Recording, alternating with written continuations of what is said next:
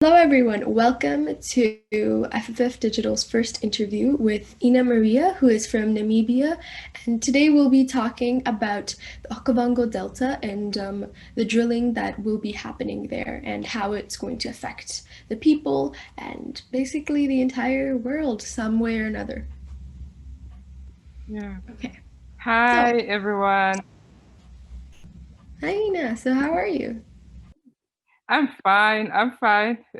So much pressure, but we're fine. Trying to hang in there. Yeah. Yeah. Can you just introduce yourself, so a little bit about you? Okay. Uh, so I'm Ina Maria Shikongo.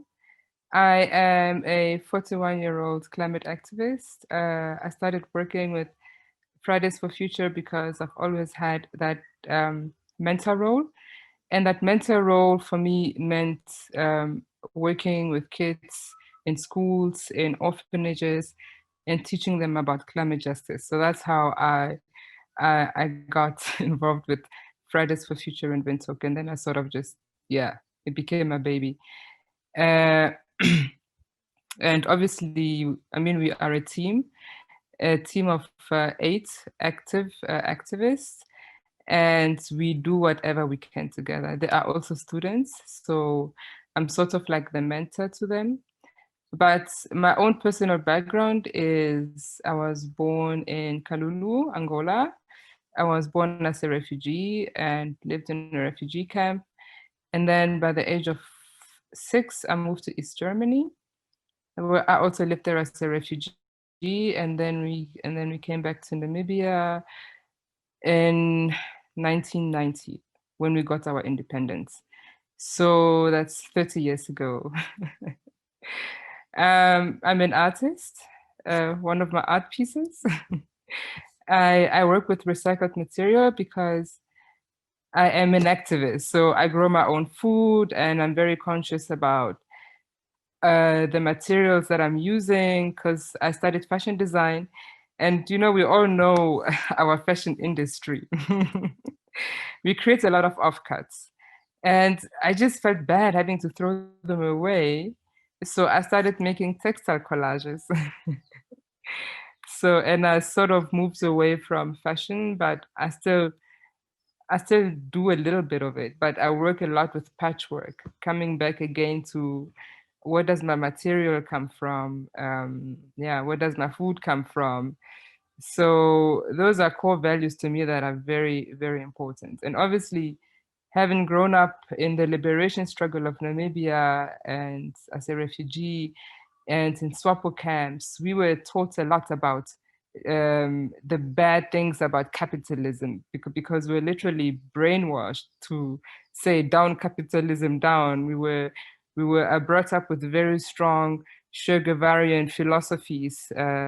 Even our songs where you say, when I am injured in battle, carry me, that's like a chant that we used to sing as kids. So for me, that spirit never really died out. And today I'm here to tell you about ReconAfrica,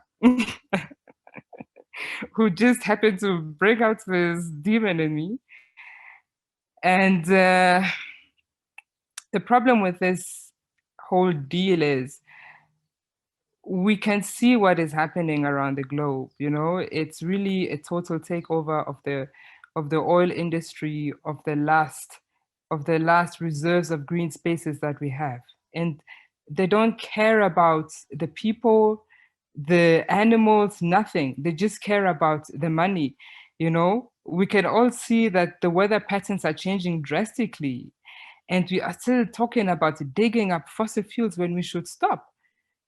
And obviously, people that don't understand why it is important that we transit to renewable energies because it is our countries that are really impacted.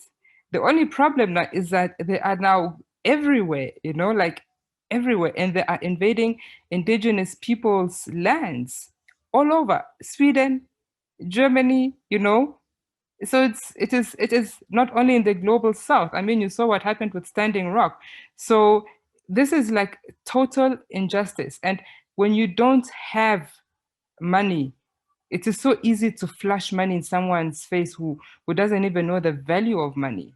So this is why I'm standing up for my people, for my country, and also because my father, who died in 1981, I never met him. He was general commander, 5th general. He was the chief of intelligence, and he died. I never got any compensation from my government, never.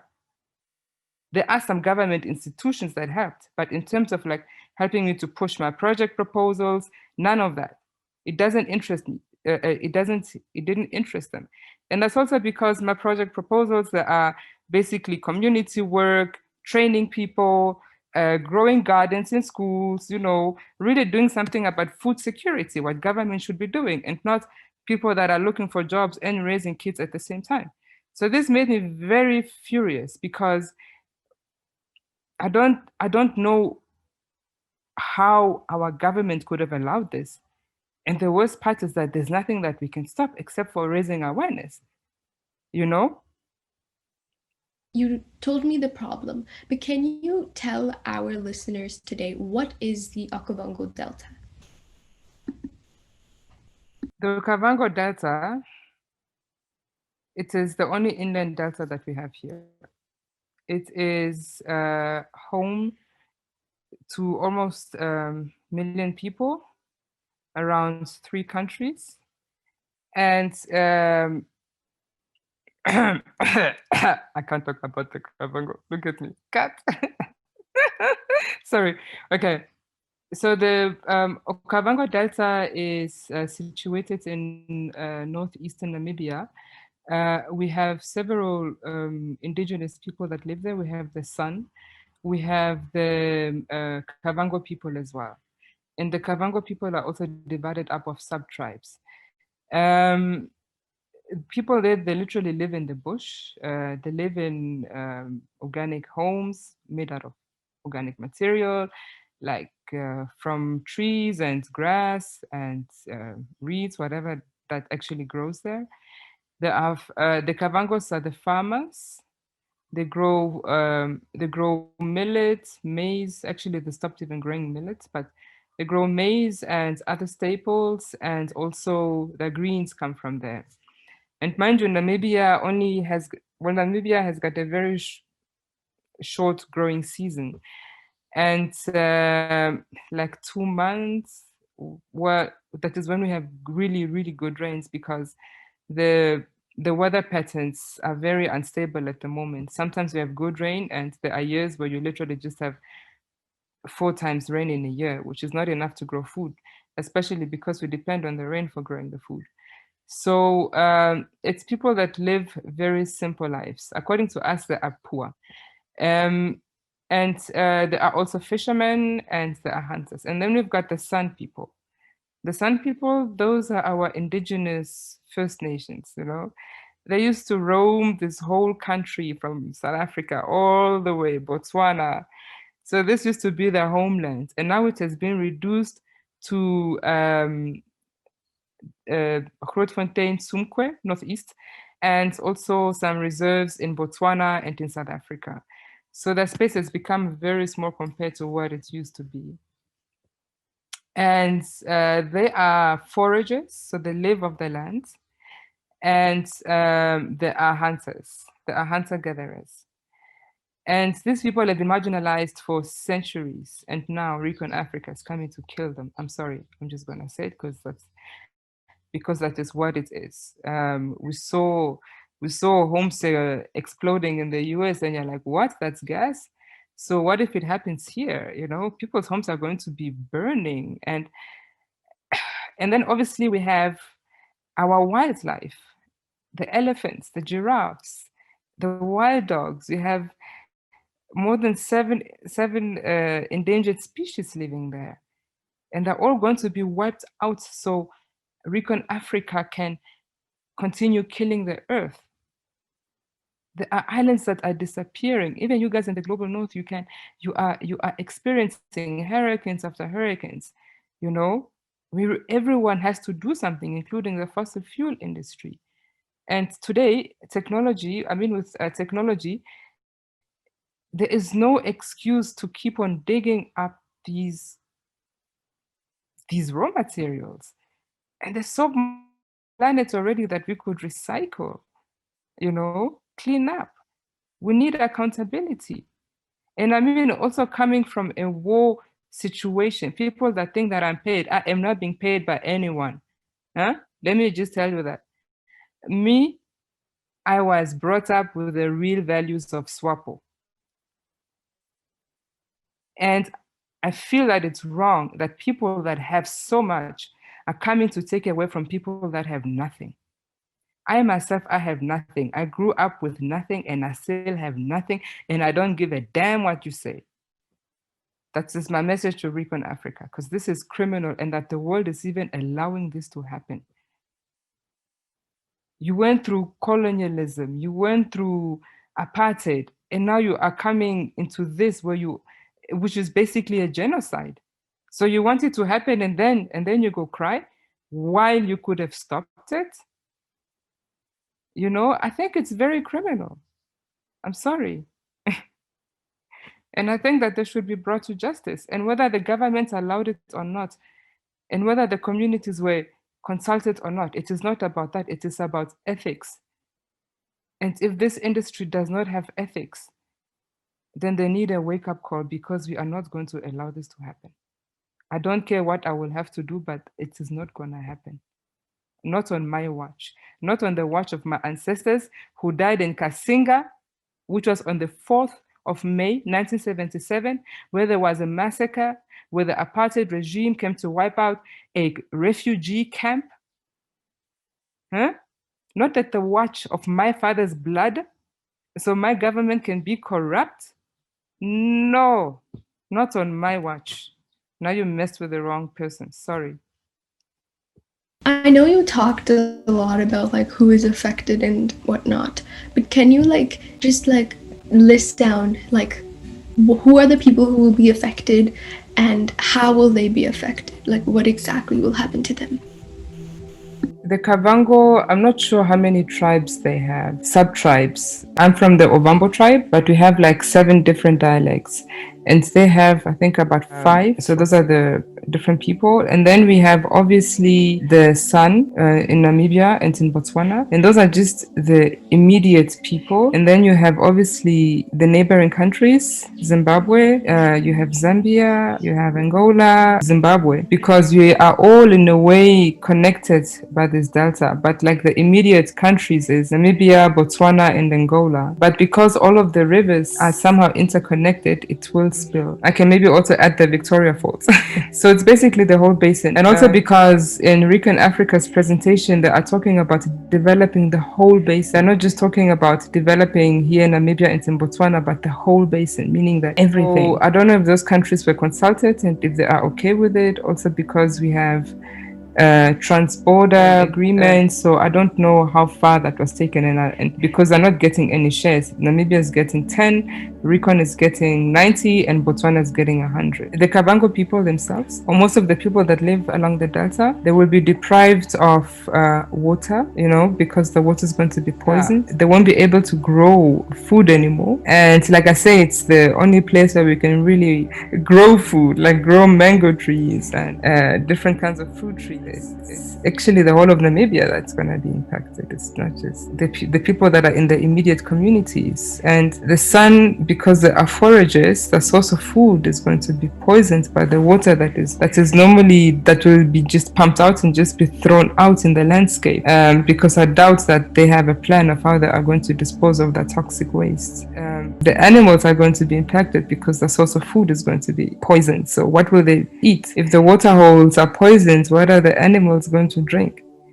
So it can go very fast. And also because we don't know what kind of chemicals are in there, but we saw the impact in different parts of the world, especially in the US. It's very scary when you think that something like this is actually allowed in an area that is so sensitive and that is actually feeding millions of people. And then also because the other countries are also involved, meaning that they will also start facing food security issues because it's the only inland deltas. We all depend on it for us. And also the fishermen, they won't be able to fish anymore if everything goes. So the whole Southern Africa is going to be very negatively impacted by this. And it's going to be the beginning of instability for the whole region, and that no one is actually ready for to face because of all the possibilities that are going to be taken away.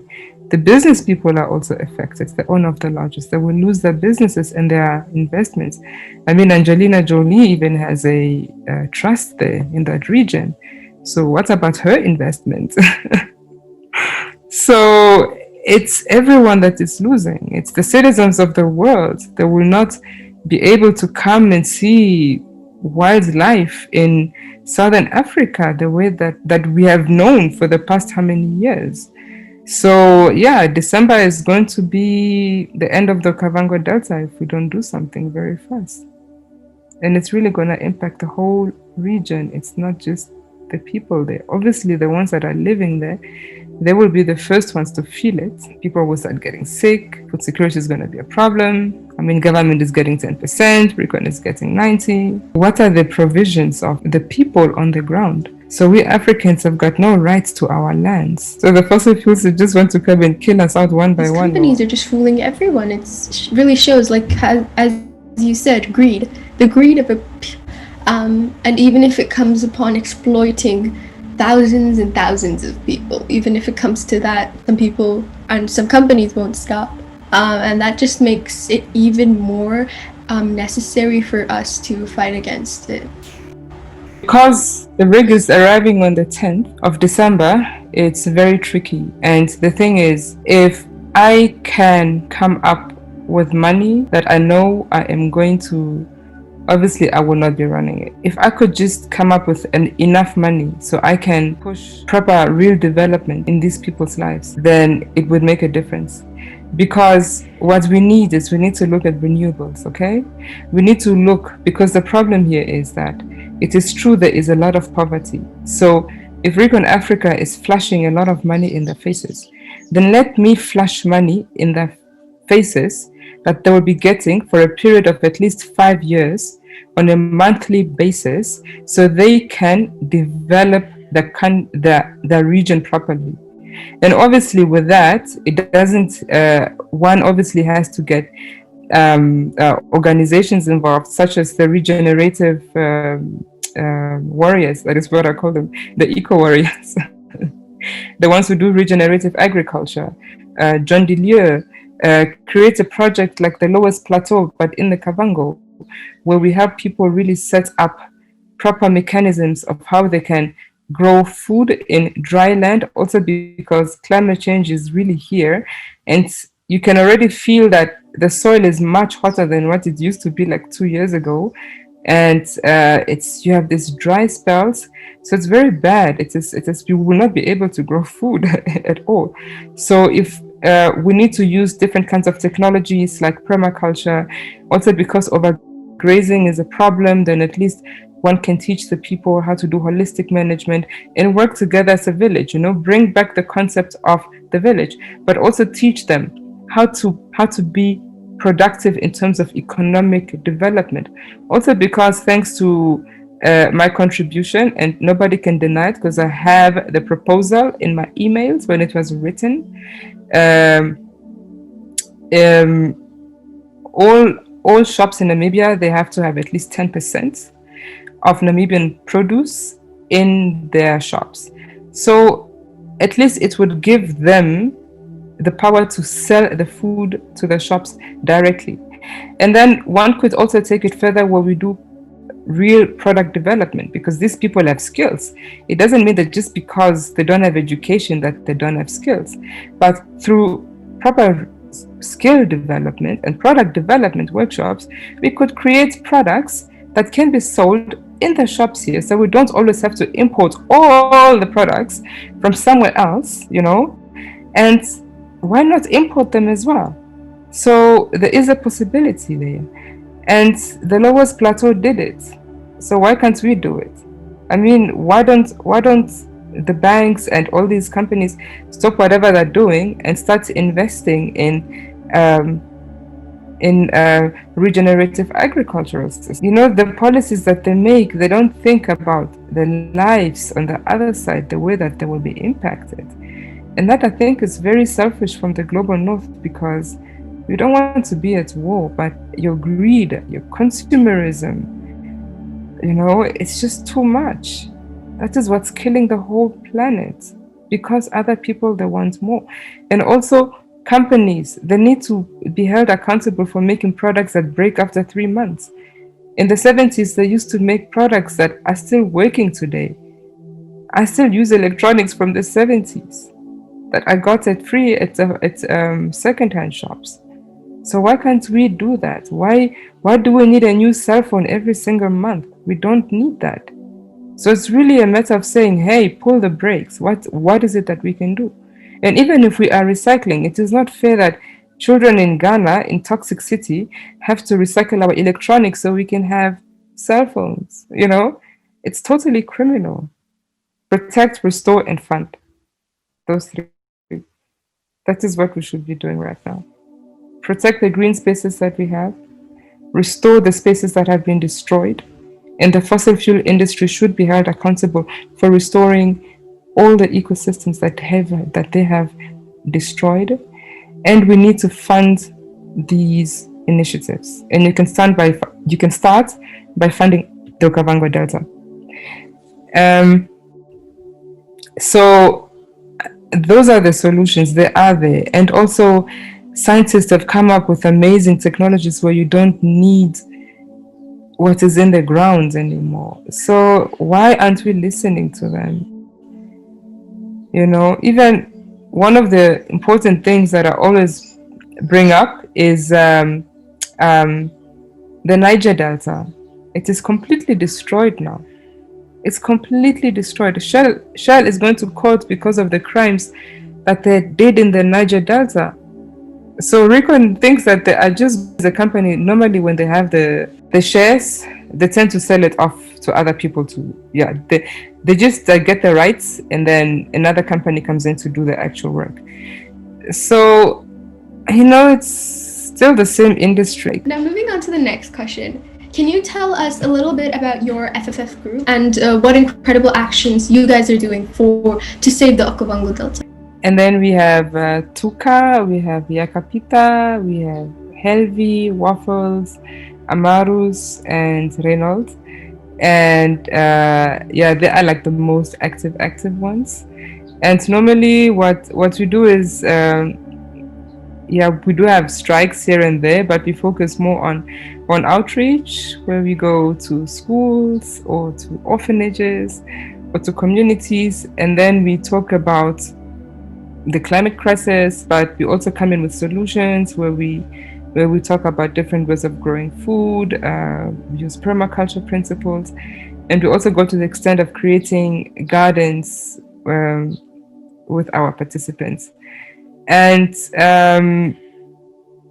that is mainly what we do, because raising awareness is just not going to parliament and letting the politicians know that, hey, we are not happy, but it's also about making the real change, because the problem in Kavango, for example, is the fact that the people in those areas, they don't have access to the knowledge that I have, for example. And also because they are far away. So here in Windhoek, we try and do that with marginalized communities by showing them how to grow food behind their shacks, working in community gardens, showing them how to grow, not only trees, but also vegetables for market garden purposes. So we do a lot of uplifting work, and that is what we really try and focus on it. And also because it's the only way to getting the information out to the people that really need the information.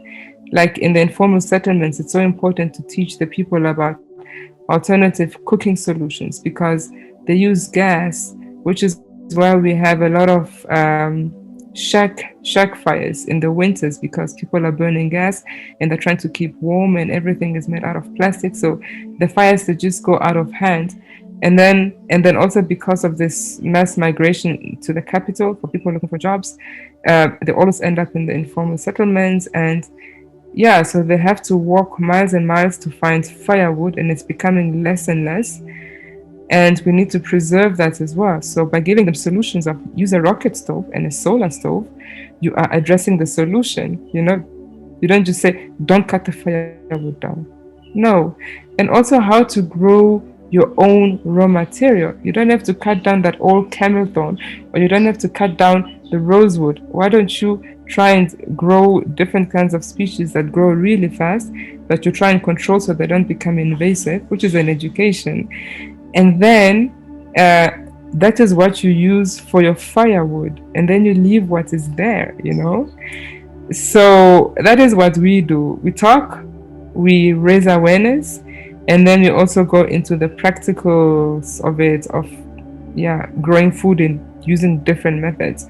I mean, one of our most successful projects right now, which is really mushrooming, is with the shack dwellers and Elolo permaculture as an initiative, which is basically the NGO that I work with. I am a founding member of that NGO, and we started this partnership with shack dwellers.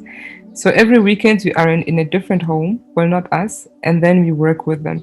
I think my colleagues, they were with them for like maybe 3 months, but now they organize themselves. They go to their neighbors, and what has come out of it is that people have become conscious of the pollution around them, like the plastic. So they start cleaning up more, and they are working together as a community, growing their own food using permaculture principles, where we try and build up our topsoil, preserve water, focus on um, um, species that are friendly to our climate. So that is one of our successful projects. We don't have much to report on it though, but yeah, those are the kind of work that we do.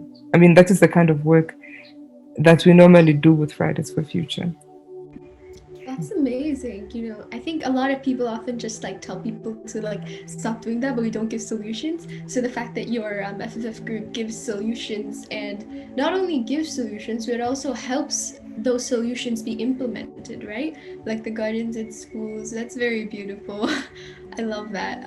Thank you for sharing. How can we help the Okavango Delta, the people who live there, and the people who are affected by it? What can we do? Sharing is obviously important. Sharing is caring because it really helps raise awareness of the real climate injustice that we people in the South live, because I think people in the global North are not always aware of how the impacts behind the consumerism.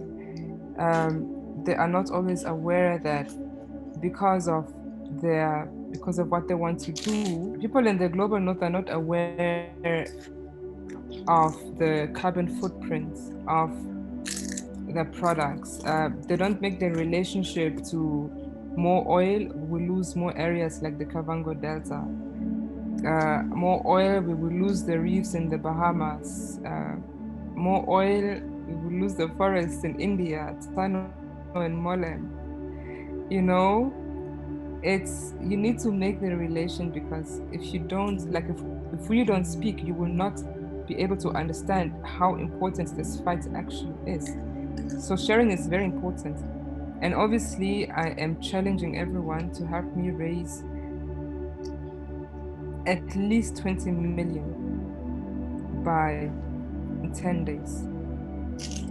So even if it is just donating $1, two, like if each household donates 20, then at least that money, we can say it will be for the people of Kavango, and it will have to go into a trust, obviously. Those are like the nitty-gritty things that will come in. But right now, because we don't really have a choice, we need to stop the rig from going up there. And even if the people have the permits on, even though we totally think that the EIA is was totally being ignored, we can still stop it. If I flash more money to the community, they will protect their lands because they know that every single month they will get money. So if I can get that support so I can help the people on the ground, I think it's going to be very interesting. And I think it's time that we let the fossil fuel industry know that we are tired and we are ready to try anything just to protect our lands, which is why I'm really asking, please let's do this challenge together, share with your families, and let's really save the Okavango Delta and its people. Because by saving the affected communities in Namibia and Botswana, we will be able to save Namibia, Zimbabwe, Botswana, Zambia, the Victoria Falls. So we are saving the whole region by just giving hope to these people so we don't let these companies destroy them. Yeah, and there you have it, folks. Everyone who's watching, even $1 will make all the difference, right? $1 from each person. That's a lot of people, right? You will make a difference. Around the globe, around the Yeah. globe, around the globe. Let's save our green spaces. If they are flashing money, let's flash the money. Let us show the people that yeah, there's money, there's money. If that's what they want, let's give it to the people. But then we help them develop themselves so they become self-sustainable. So in 5 years, you don't even have to say there's money. We will give them the tools so they can manage their own land, their own assets, and they will be the protectors of the land. So foreign companies don't come in anymore and bribe our officials, bribe our people, so we can give away our heritage. The Okavango Delta is yours and mine. And by donating, every time you come to the Okavango Delta, you will feel that. And thanks to your donation, you will be able to save this. ReconAfrica is flashing money, and there's no way that we as Fridays for Future Venture or I myself as Ina Maria Shikongo can ever come up with so much money. But if the world joins us, we will show those fossil fuels that we can also flash money, but for the right reasons, the right development, and we will be able to protect our Okavango Delta together. Do you have any message for the people who are causing all of this and will be exploiting your land? Oh yeah, I have a message for you. ReconAfrica, look at me. Look at me. You thought I was white. Ha! This is for you. Let me give it to you. First of all, I am a Black woman. I am a mother. I lived war, and I know you're gay. You were rushing this, so the world does not hear of it. So it's too late. Well, I have a message for you. This Black woman just played you. Not a white person, not white people that are against development. No, we are a group of white, Black, colored, Namibian, South African people from the region, and we are telling you no. And I am Ina Maria Shikongo, and I am the daughter of Pondo Yanangobe. Go ask your friend, the president, who Pondo was, and just know that you will not frack with my region. You will not frack with my country. And we will hold you accountable. If Shell is in court because of the crimes, including in the Niger Delta, if Total is in court, who are you, ReconAfrica? Who are you if those guys are already in jail? And then the other thing, stop telling your investors about the Karoo.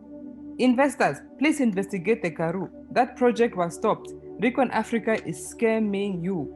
And all of the investors that are interested in this project, we will shame you. We will shame you. And it's too late because the world knows already who you are. So no matter what you do to me, the world knows. The word will continue to go around. And we will shame you because it is your companies that are coming to cause this devastation on our lands. ReconAfrica, pack your bags and go. If you don't want to be shamed by a Black woman that you are undermining because of your supremacist ideas, well, wake up. Africa is awake. And we are not going to let you take our land. Even if you flash your money, I will flash more money to my people. And I challenge you. I will get that 20 million even before you do. You are struggling. I will get it before you. The race is on. Let's go. Oh my god, what to clap? That was What? chills, literal chills. Oh my god. Okay, wow. Yes, Ina, like that. Amazing. And you heard it, Africa. If you're watching, you heard Ina. You heard everything she said. We're gonna get the money before you. Your quote unquote development will be stopped because not only are you exploiting the land, but you are also exploiting the people. So thank you so much, Ina, for coming here today, for telling your story, your inspirational talks. Like, every time I listen to you, I'm in awe. I'm in complete awe. So thank you so much for coming today. Yeah, and hopefully the world will come together and we will raise the money that we need to stop this issue, to stop this exploitation from happening. Yeah. Thank you very much for having me. And thank you for giving me the opportunity to amplify this and also for um, helping me to stand up. You're giving me a lot of strength and a lot of courage because I know that we are not alone. The world is with us and everyone knows, and there's nowhere to hide anymore. ReconAfrica, you and your investors. So thank you very much. And people of the world, force our governments to transit to renewables. We cannot afford this anymore. Protect, restore, fund. That's the slogan. Don't forget it. Protect, restore, and fund.